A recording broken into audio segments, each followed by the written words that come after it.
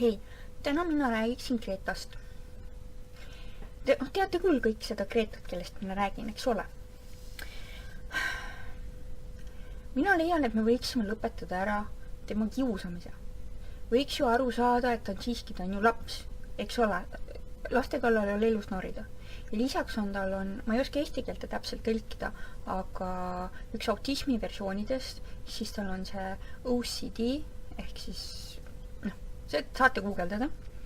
Ja lisaks on tal ka see selektiivne mütism, ehk siis ta vahepeal lihtsalt ei suudagi nagu rääkida. Tummus?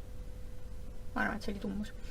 Nii, see on nagu, esiteks ta on laps ja teiseks tal on sellised äbad on kallal ja nagu endal ei ole halb niimoodi mõnitada lihtsalt, kiusata teda. See on, kuidas sa lähed haiget last kiusama?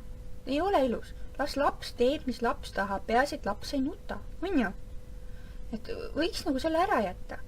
Greta ise ütleb küll, et need on nagu tema supervõimed, et tal on sellised äbad küljes ja ma saan temast aru. Mul on endal multiskleroos ja ma ütlen ka selle kohta, et see on mu supervõime, sest ma vahepeal kuulen tänu sellele hästi-hästi kõvasti ja miljon asja on ja tänu sellele mul on ka rohkem nagu suva sellest, mis ma ütlen, sest elu on lühik. Aga tegelikult ma tean, et ega see nüüd nii supervõime ei ole ka, et see on lihtsalt parem kui öelda, et ma olen nii haige.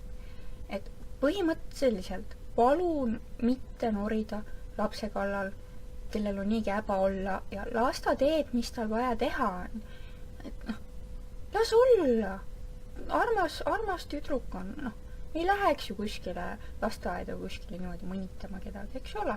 Las ta olla.